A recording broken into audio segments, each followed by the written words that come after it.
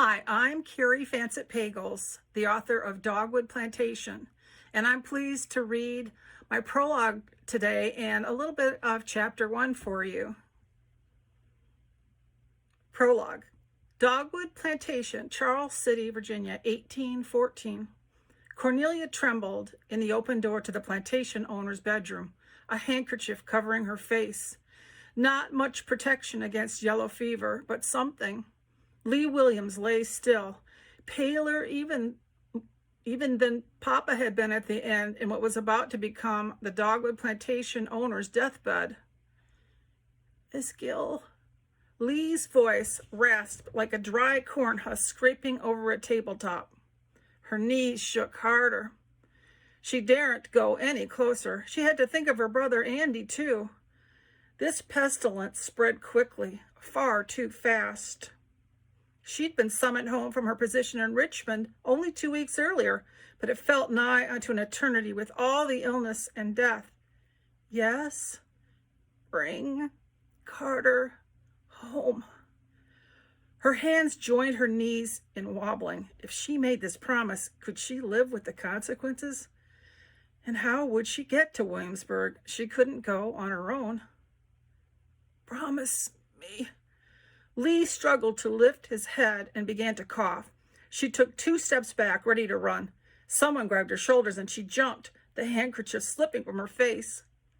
Miss Gill, you got to go get Master Carter. Nemi, the Williamses' house servant, quickly released Cornelia's shoulders. Sorry, miss, but she was about to knock me plumb over. The heavy-set woman took 2 steps back and lingered in the hallway. Cornelia covered her nose and mouth again and faced a dying man who was only a handful of years older than herself. Lee's wife, Anne, had died only days earlier. Their past-lived children were isolated in their rooms upstairs. I will go and get Carter. Never mind that her father's body had just been laid in the grave with no funeral and no words spoken over him other than what she and Andy had managed. What a terrible way to part with their beloved father. Charles City County had never seen the likes of this outbreak of yellow fever. The epidemic struck in all classes, from the wealthy, like Lee Williams and his wife, to the poor slaves in the fields. She'd pick herself up and do what she had to do. Nell, Lee's light eyes pleaded, it wasn't me who sent you away. Cornelia raised her hand, her eyes moistening at his use of her childhood nickname. Shush, it doesn't matter now. Lee closed his eyes. All that pain of separation from Carter.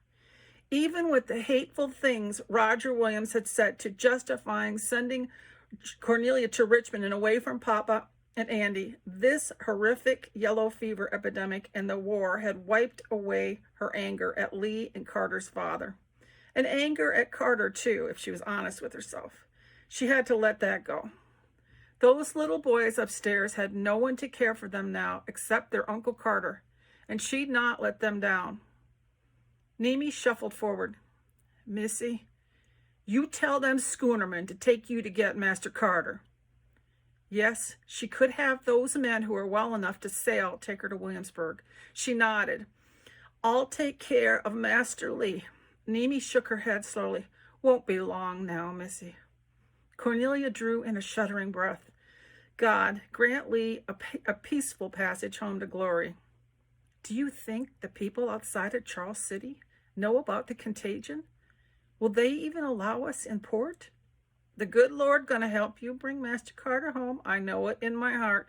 Nemi pressed a hand to her chest. As Cornelia turned to go, she could have sworn she heard Nemi mutter, He need to be here for you, too. Had she imagined it, or had the servant spoken aloud the same words in Cornelia's own heart? She left the house and hurried across the vast Dogwood Plantation property to her own home. She'd get her brother Andy and begin their journey. She didn't want to leave the grieving 12-year-old alone. As she approached the cabin, she spied her brother. Oh, Andy, Mr. Lee is at the end. Andy swiped at his tears. We need to go to the college, and I'll need you to go into the men's dormitory for me to get Carter. Will you tell him, though? Yes. She didn't need that duty to land on her brother's young shoulders. They went into the cabin and gathered a few items to carry with them and headed out. An icy cloak of despair settled on Cornelia's shoulders as she and her brother hurried past the catalpas that edged their property, the tall trees frond like leaves waving. The same breeze that stirred the branches would hurry them toward Williamsburg once they were aboard the schooner and would place her face to face with the one man she couldn't bear to see again. Chapter 1, Williamsburg, Virginia.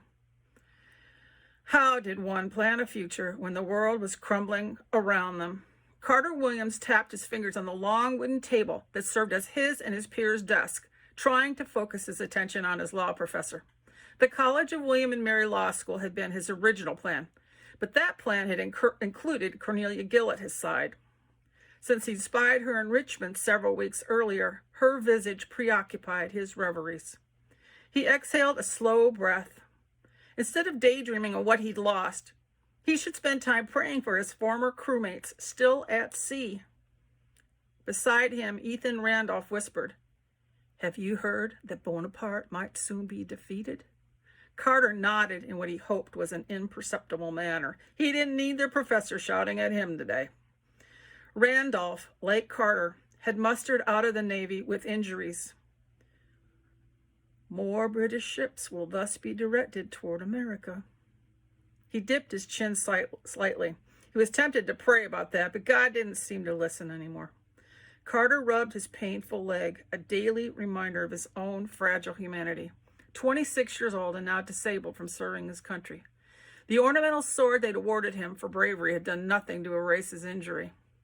Professor Danner's robes brushed Carter's arm as he strode down the aisle and paused at the next row.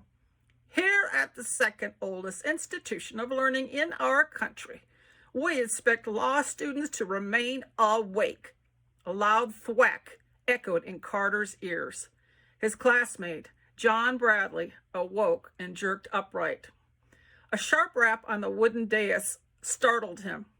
"Mr. Williams, what think you of the act proposed to re-examine the Kentucky and Virginia borders?" An image of Daniel Scott dragging Nell across the Virginia line and into Kentucky surged through Carter's mind. Sweat beaded on his forehead. "I believe it shall go forward, and the Indians will be stripped of their rights." 'Twas Professor Danner's own position. If Carter were to become an elected official, how would he persuade his constituents that such a move was morally wrong? "An intelligent fellow you are, Mr. Williams." The professor's bushy eyebrows rose as he sought other quarry. "Mr. Randolph, could you elaborate on why Mr. Williams might be correct?" What was Daniel Scott's position on the matter? He'd left long ago and was rumored to practice law in Kentucky. What an irony that would be if the miscreant was now involved in politics. Carter unclenched the fist that he hadn't realized he had made. Daniel no longer posed a threat to himself or to Nell. Yellow fever was the Williams' enemy, not Daniel. Thankfully, his brother and sister-in-law wrote that they were taking appropriate precautions to protect themselves from the scourge. Professor Danner pointed his stick at Bradley, who seemed quite alert now. "Give us some air in here." Bradley rose and opened the mullioned windows on the far wall, allowing a crisp breeze to enter. As a gust filled the first floor room, students smacked their hands down on their papers, securing them to their desks. Carter spied a dray lurching down Richmond Road adjacent to the building. He stiffened, certain he recognized the wagon as his family's own kept at the Williamsburg wharf.